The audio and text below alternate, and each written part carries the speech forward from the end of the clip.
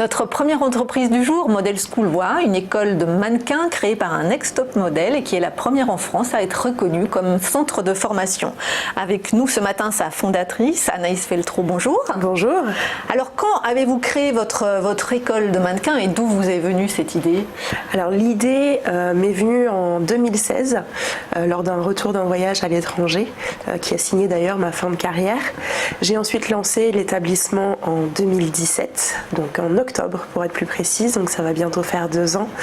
J'ai eu l'idée parce qu'en fait, en voyageant dans le cadre de mon métier, je me suis rendu compte que tous les pays avaient des écoles de mannequins, mais pas la France. Mais pas la France. C'est curieux ça, et quelle explication avez-vous à ça? Je pense qu'il y a un manque de reconnaissance du mannequinat en tant que métier à part entière. C'est un milieu qui fait beaucoup rêver, mais qui finalement n'a pas trop de catégories. On est régi pourtant par le code du travail et on n'est pourtant pas considéré comme un métier. Juste avant de revenir à l'école, que représente, vous venez de l'évoquer, que représente le marché du mannequinat en chiffres? On a une idée de la taille du marché? Oui, tout à fait. Alors, il faut savoir que le mannequinat, ça touche plusieurs domaines différents. Donc, en alliant tout ça, donc la joaillerie, la maroquinerie, le prêt-à-porter, la haute couture, on est sur 19 milliards d'euros à peu près. En quoi? En Europe? En France? En France. En France? Uniquement en France. Ah oui, d'accord. Donc revenons à l'école. Juste, je me disais, alors, s'il n'y avait pas d'école, comment vous faisiez? Il n'y avait pas du tout de formation? C'est quoi? Ce sont les agences qui s'en occupent? Il n'y a pas du tout de formation, de manière officielle en tout cas. Donc on dit que les agences s'en chargent. Mais en fait, c'est très rapide, ça va très vite. Il s'agit juste de passer de temps en temps pour faire un petit défilé et voir comment on se débrouille. Mais il n'y a rien d'approfondi. Voilà, il n'y a rien d'approfondi. Et c'est dommage. Je trouvais ça dommage. Alors, combien d'élèves avez-vous formés, par exemple, en 2019? Alors, quel est leur profil? J'allais vous dire, on est plus sur des filles, sur des garçons? Quel âge? On est sur des filles et des garçons. Voilà, entre 16 et 25 ans. Ça peut aller au-delà, selon le type de mannequinat qui est recherché par la personne qui se présente chez nous. Voilà, il faut savoir, il y a des mannequinats seniors, oui. Bien sûr. Et on est à peu près cette année à 60-80 élèves. 80 élèves, d'accord. Parce que là, je suis étonnée, vous me dites 16-25 ans. Alors nous, on lit tellement dans la presse qu'elles sont débauchées, toutes ces jeunes femmes à 13 ans. Vous, c'est à partir de 16 ans seulement. En dessous, vous n'acceptez pas dans l'école? En dessous de 16 ans, je n'accepte pas, pour la simple et bonne raison que je trouve que c'est trop jeune avant et qu'il faut qu'elles aient un minimum de bagage, donc au moins le brevet, voire même le baccalauréat. Donc là, on est plus sur du profil 18 ans. Ouais. Mais il est important justement qu'elles puissent savoir de quoi se retourner après. Je dis elles, mais il y a aussi les garçons. Oui. C'est valable aussi comme ça. Et c'était important pour moi d'avoir des personnes qui soient en âge légal de travailler.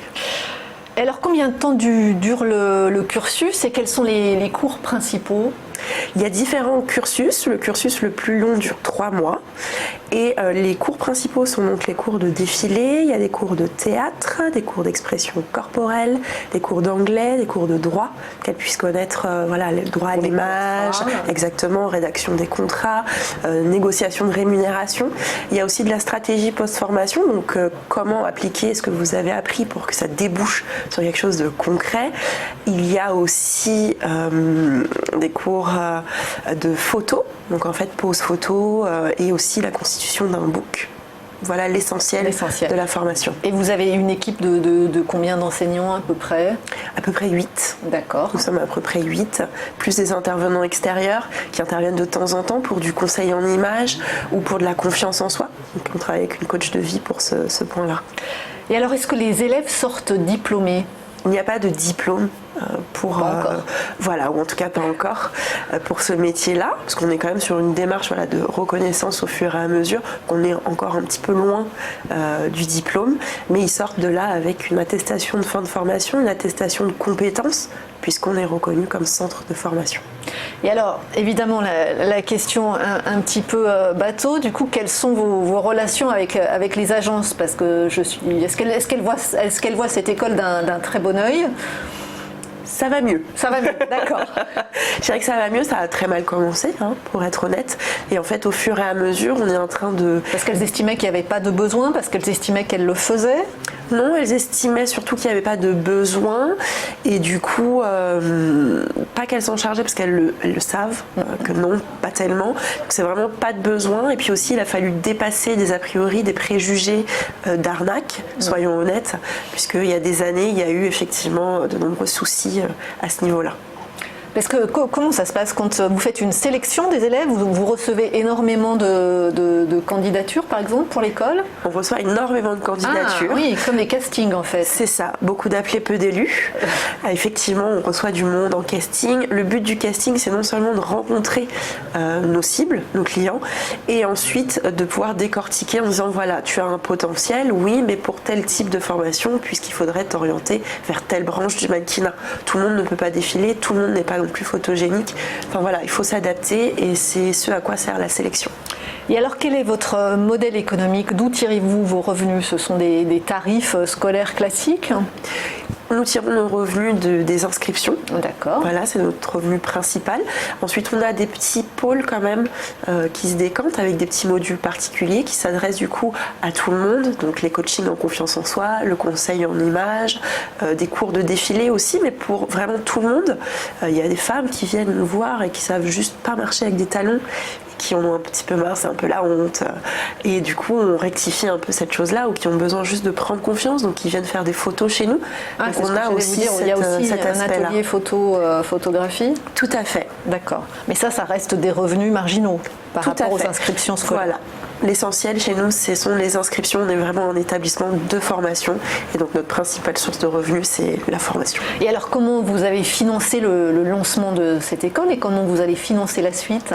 J'ai financé par moi-même. D'accord. Pour la simple et bonne raison que quand on se présente en banque avec un projet qui est nouveau, en France, c'est déjà frileux de base, mais là, ça crée un petit peu la crainte.